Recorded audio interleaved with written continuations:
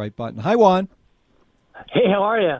Did I say your last name right in one of those attempts? Villasmil is fine. Yeah, you said it right. Okay. You said it's fine though. You didn't say it's right. Yeah, well, you could do the Spanish pronunciation, but I don't care. Villasmil. But All right. So tell us about you, because we've never spoken to you before. You're with Young Voices, and just I want to tell my listeners that we've been booking a fair number of young people to talk politics and stuff with who come from Young Voices, and it's cool to have younger people on the air. So I'm excited to have you here, Juan Patrick Villasmil. So what's your deal? Tell us. yeah, so I'm JP. I write about culture, foreign policy for The Spectator here in the U.S. And yeah, that's what I do. I write a lot. So are you no longer in college? I finished college last year. Okay. So now I'm working full time. And where are you from? Were you born in the U.S. or elsewhere? Yeah, I was born in the U.S. I grew up in Venezuela for a large chunk of my life, and now I'm in Washington, D.C.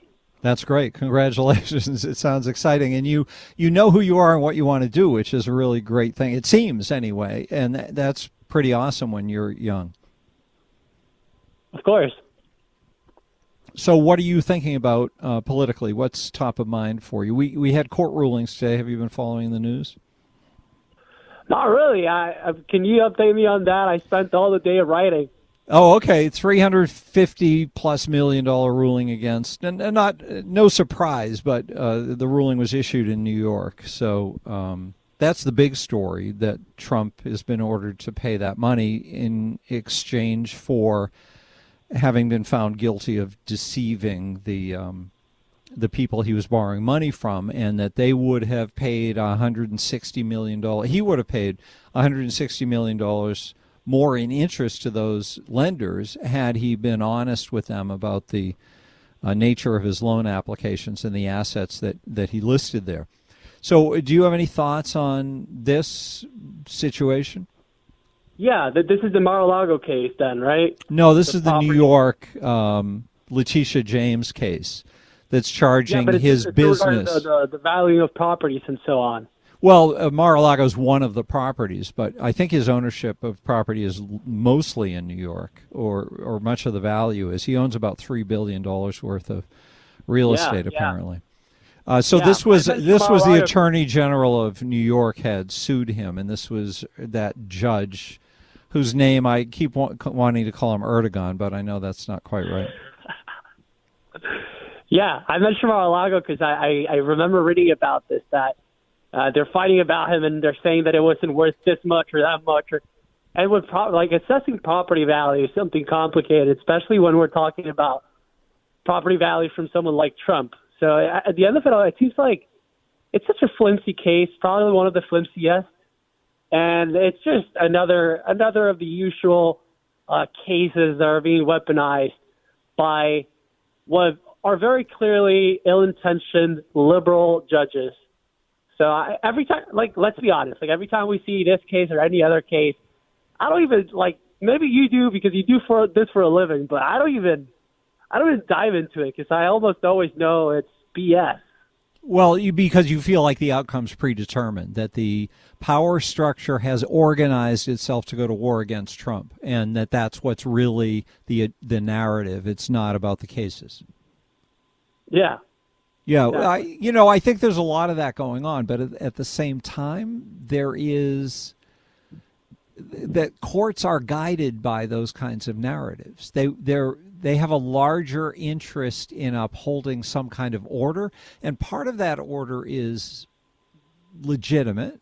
They want to have an organized, functional society, and part of it's illegitimate because they have their own personal preferences about how to get there, and they have their organizational preferences about how to get there. So I don't know how you sort those things out, except to say that Donald Trump always has a swirl of this kind of activity against him going on. And if he is president again, our news cycles will be filled up with, like today, testimony from Fannie Willis and her father and her boyfriend and her, all stuff that's just stupid and meaningless for us. And in terms of the best interests of America. And then you have the news from New York about Donald Trump. One of his things was he put down the square footage of his apartment in the Trump Tower at 3 times the square footage so that he got an extra $100 million or whatever it was. I don't know. No, it wasn't that much. But, it's that kind of thing that when Trump is around, that's what we're talking about. We're not talking about what's best for America. Yeah, definitely. The biggest thing Trump is guilty of is being the Republican contender for the presidency. And this is evidenced by the fact that we can mention all of these cases that were never an issue until, first, when he became a candidate, 2016, and now when he stands a chance of winning again. So it's definitely something that I think most Americans should be looking at closely, not just because it's a bit horrifying, and I can say this as someone who grew up part of my life in Venezuela, as I mentioned at the beginning. One of the first signs of a deteriorating state, a country, is that when people weaponize institutions against the leading opposition figure. Actually, if I can be a bit precise here for a second, this is exactly what's happening in Venezuela, which is right country, now. Americans mention this, and Venezuela, people there are socialism and they eat dogs, as if it were something so far away. And for most of the part, it is. I don't like when people say like we were exactly like Venezuela. But in this specific regard, there is something similar. The leading presidential candidate in the Venezuelan opposition, her name is Maria Corina Machado, she is being disqualified from holding office. Why? Well, they're using some law that's inexistent, and they're trying to portray her in this negative light, and they're, pulling laws out of nowhere to try to disqualify her. And then I look back at the U.S. and I say, oh, my God, isn't this very similar? Shouldn't we be screaming when we hear about this? Where are the protests?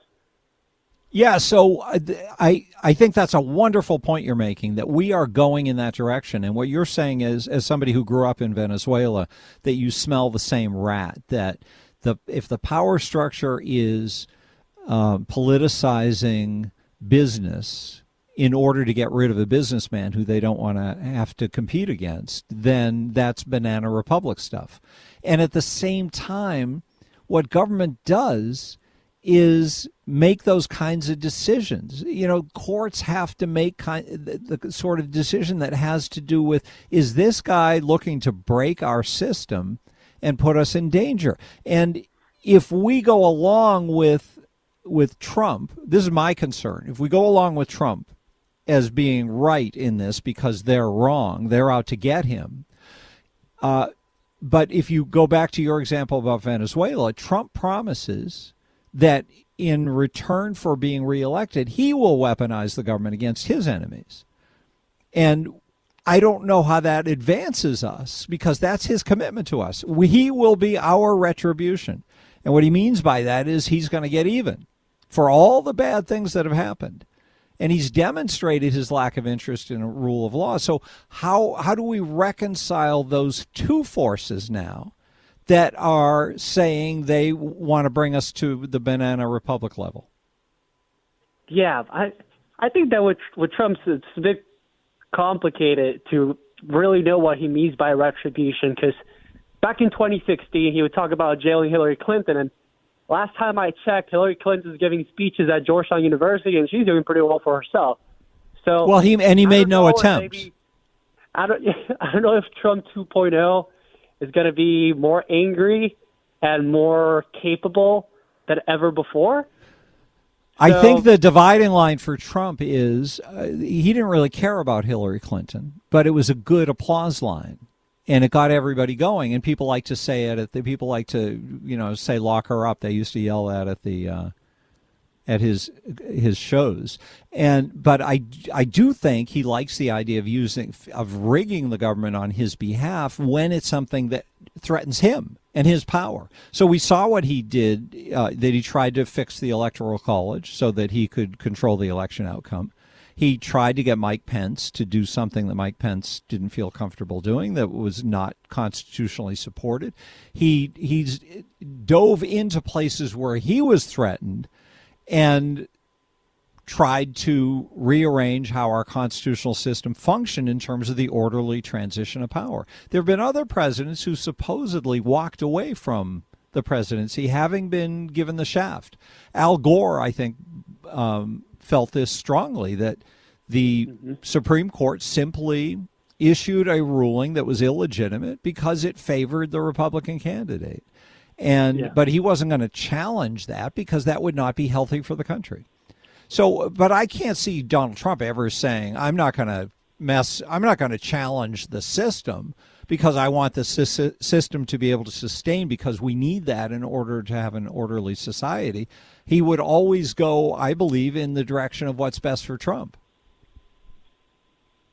Yeah, well, I do think that when it comes to Trump, his self-interest it's very evident that he puts it forth in public, and it's very easy to tell when he's trying to advance his goals and not just the goals of the nation or institutionality. But I do think important here to mention that a lot of the criticism about Trump and how he would change American institutionality is one that might not be matched rhetorically by Joe Biden, but it's exactly what's happening.